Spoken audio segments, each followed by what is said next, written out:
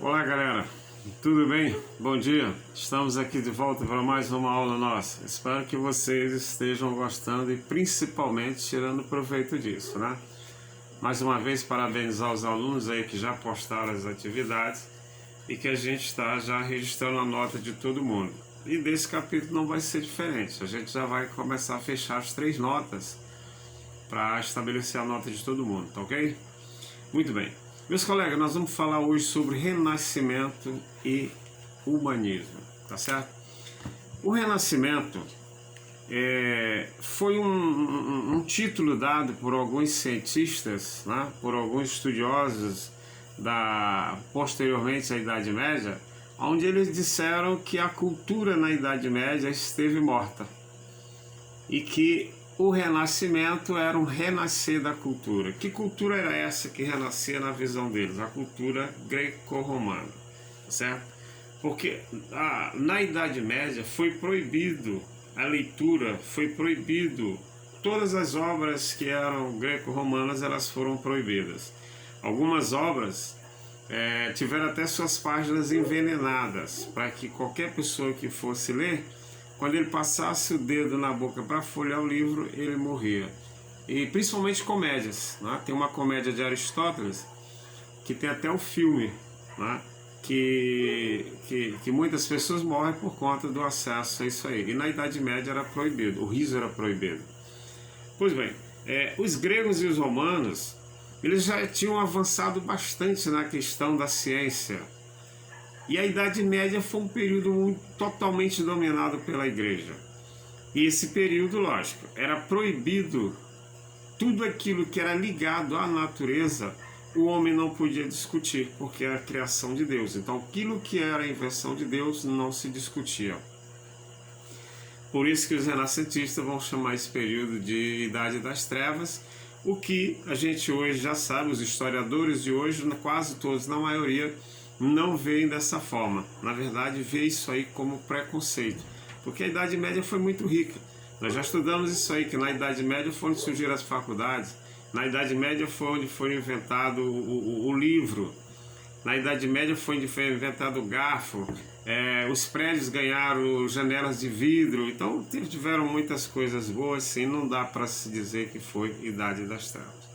Pois bem, então o Renascimento, ele é um movimento da Europa Ocidental. Ele vai se dar especificamente na parte ocidental da Europa e ele vai nascer na Itália, né?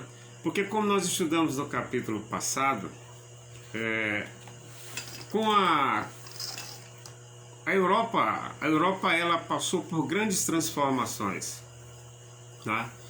Onde a agricultura passou a produzir mais, tiveram mais alimentos, com mais alimentos as pessoas passaram a se alimentar melhor, se alimentando melhor passaram a viver mais tempo, passaram a ter filho e a população cresceu, as cidades cresceram muito. E isso fez com que o comércio também crescesse, tá certo?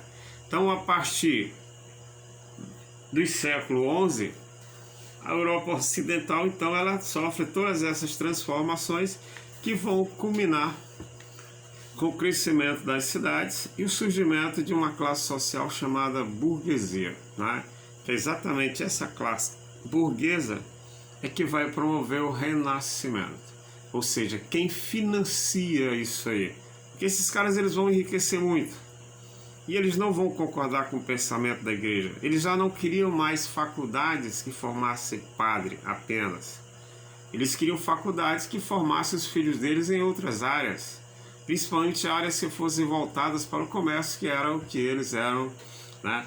E então eles começam então a não aceitar mais a igreja. Não é que eles eram ateus, não, eram cristãos, né?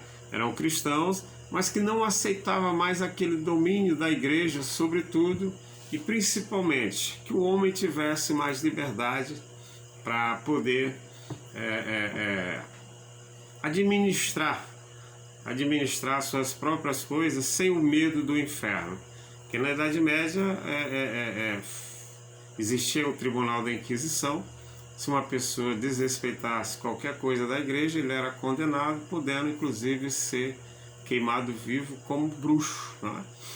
Então era a maneira de livrar ele do inferno era com fogo. Então a alma dele era purificada com fogo. Matavam ele vivo e ele morria. Aí nós vimos inclusive a história de Joana d'Arc na aula passada. Pois bem,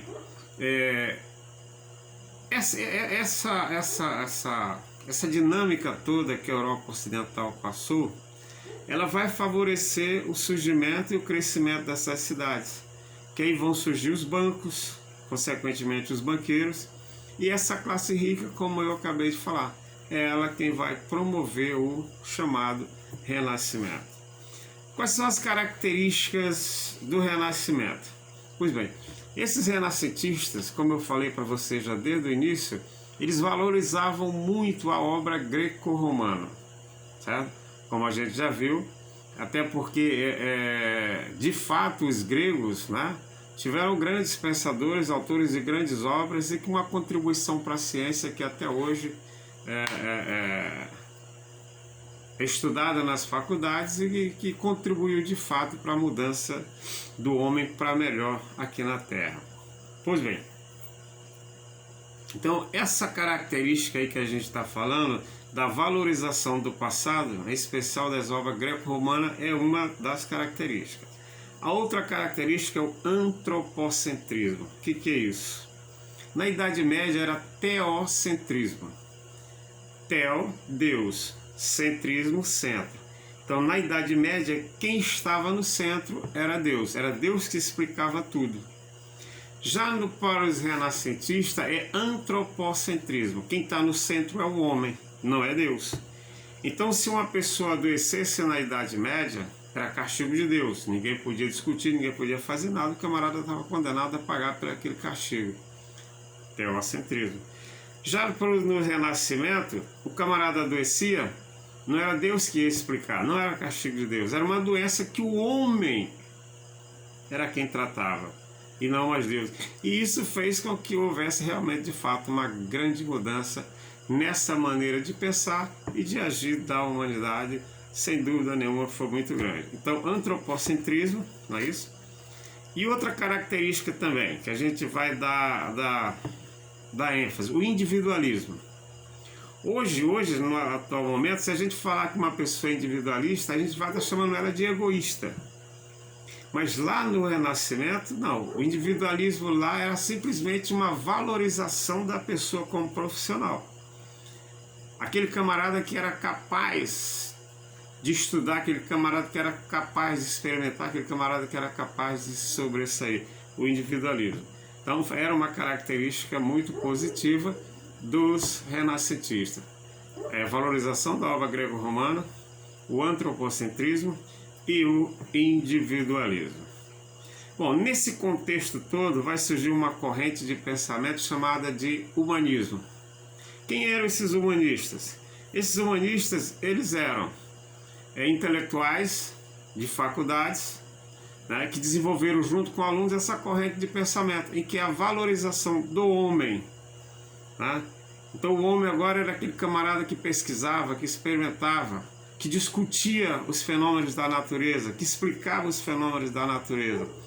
E aí esse humanismo agora chega nas faculdades e já não se fala apenas no padre agora. Agora as outras ciências vão surgir e a Europa Ocidental então vai ganhar áreas de ciência.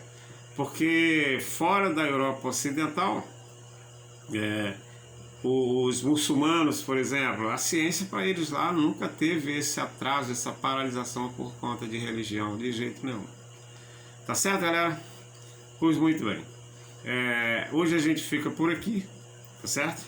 E na próxima aula a gente conclui o assunto, eu vou passar uma atividade para a gente fechar, para a gente começar a fechar o bimestre.